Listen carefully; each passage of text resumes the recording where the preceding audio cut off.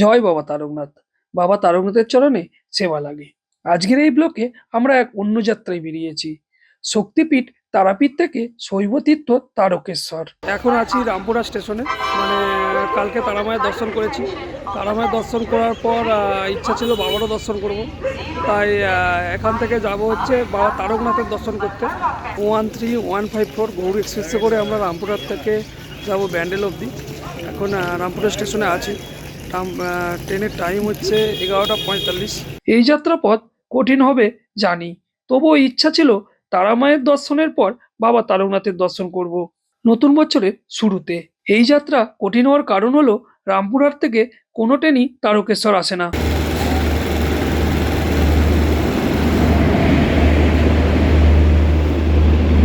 রামপুরহাট থেকে প্রায় 30 মিনিট লেগে চললো এক্সপ্রেস। এবার দেখা যাক ব্যান্ডেল কখন পৌঁছায়।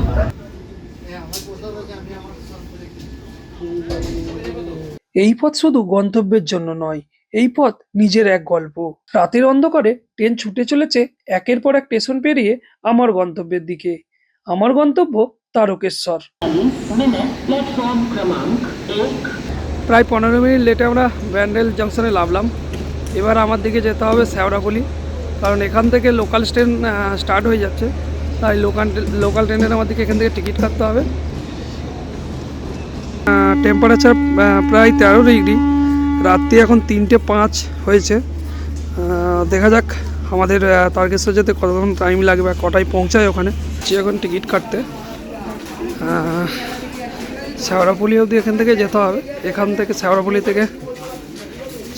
থেকে তারকেশ্বর, এখান থেকে টিকিটটা কাটি।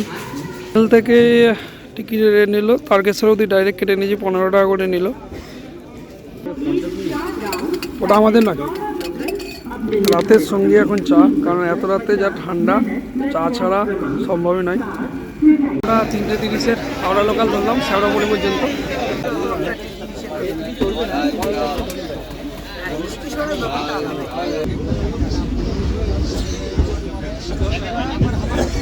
তারকেশ্বর যাওয়ার সবচেয়ে সহজ উপায় হলো হাওড়া থেকে লোকাল ট্রেন ধরে তারকেশ্বর স্টেশন। এখন ঘড়ি কাটায় বাজে ভোর 4টে 5। শেওড়াফুলি স্টেশনে পৌঁছালাম। এবার যেতে হবে শেওড়াফুলি থেকে তারকেশ্বর। লোকজন একদমই নেই, কারণ এখন বাজে যেই টাইম বাজে 4টে 10 বাজে। লোকজন থাকারই কথা নয়, যা ঠান্ডা পড়েছে এখানে। এখন আমাদের এখানে 6 নম্বর প্ল্যাটফর্ম থেকে এখন যাচ্ছে হচ্ছে 2 নম্বর প্ল্যাটফর্মে, কারণ 2 নম্বর প্ল্যাটফর্মেই তারকেশ্বর লোকাল আসবে।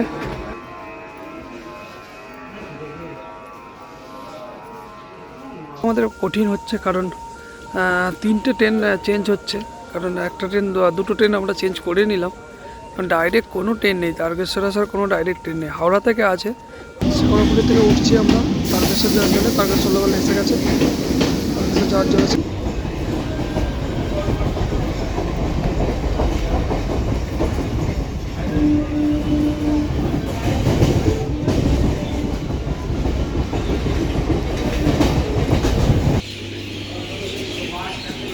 চুয়াল্লিশে তারকেশ্বর স্টেশনে এসে গেছি। অবশেষে পৌঁছে গেলাম তারকেশ্বর। স্টেশন থেকে মন্দির খুব কাছেই, হাঁটলেই পৌঁছে যাওয়া যায়। প্রচণ্ড ঠান্ডা। রামপুরহাটের থেকে তারকেশ্বরে হেভি ঠান্ডা। এখন 14 ডিগ্রি টেম্পারেচার চলছে। ঠান্ডায় কাঁপছি, কেন রামপুরহাটে এতটা ঠান্ডা ছিল না। আর তারকেশ্বর কারণে এসে ঠান্ডায় যেন কাঁপছি।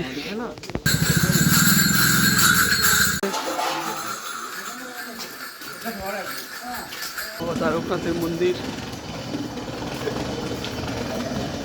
বাবার মন্দিরের পাশেই আছেন দুধ পুকুর। এই দুধ পুকুরে কত শত ভক্ত স্নান করে। আমরাও এই দুধ পুকুরে স্নান করে এখান থেকে একটি দোকান থেকে ঘট সমেত জল কিনে নিয়েছিলাম বাবার মাথায় জল অভিষেক করার জন্য।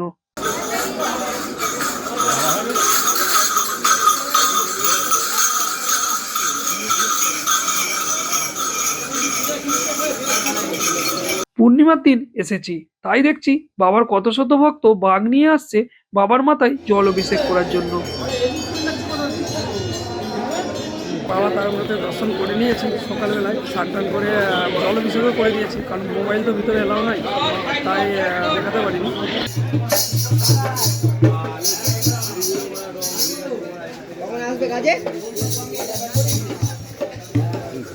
পুরো শ্রাবণ মাস জুড়েই বাবা তারকনাথের সব থেকে বড় কাওয়াড় যাত্রা শুরু হয়।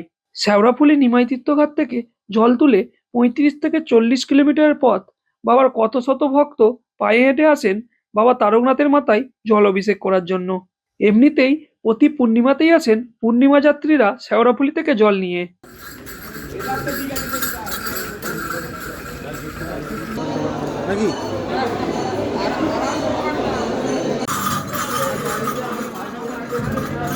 হুগলি জেলায় এই শৈব তীর্থে দূর দূরান্ত থেকে ভক্তরা আসেন বাবা তারকনাথের দর্শনের আশায়।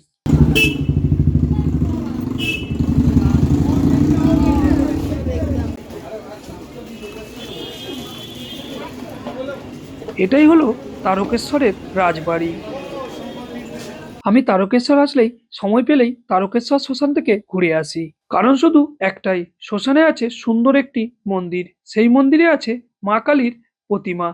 এবারে এসে দেখি অবাক করা কাণ্ড, কিছু পূর্ণিমা যাত্রী দেখছি মহাকাল মহারাজের মূর্তি তৈরি করছে। যেভাবে মহাকাল মহারাজকে প্রতিদিন কোনো না কোনো রূপে সাজানো হয়, সেই রকমই সাজানো হচ্ছে। আমি তো বসেই পড়লাম, কিছুটা সময় এখানেই বসে কাটালাম। তারকেশ্বর ধাম শুধু একটি মন্দির নয়, এটা বিশ্বাস আর ভক্তির প্রতীক। কথিত আছে এখানে স্বয়ং ভগবান শিব তারকনাথ রূপে বিরাজমান।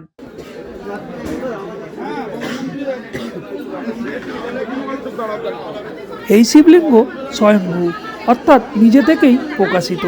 এখানে দুধ, জল, বেলপাতা দিয়ে বাবা তারকনাথের পুজো করা হয়। ভক্তদের বিশ্বাস, নিষ্ঠা নিয়ে কিছু চাইলে বাবা কখনোই খালি হাতে ফেরান না।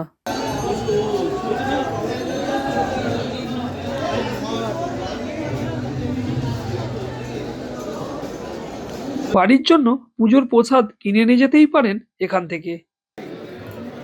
বাবা তারকনাথের মন্দিরের গর্ভগৃহের ভিতরে ঢুকতে হলে পূর্ণিমা বা সরকারি ছুটি বা স্পেশাল কোনো দিন না আসাটাই ভালো। এসব দিনগুলোই বাবার গর্ভগৃহে যাওয়ার কোনো অনুমতি থাকে না, দূর থেকেই বাবার দর্শন করতে হয়। বাবা তারকনাথ, যার কাছে এসে ক্লান্ত মন নিজেই শান্ত হয়ে যায়। মা তারার শক্তি আর বাবার করুণা, এই দুই মিলনেই আজকের যাত্রা সম্পূর্ণ।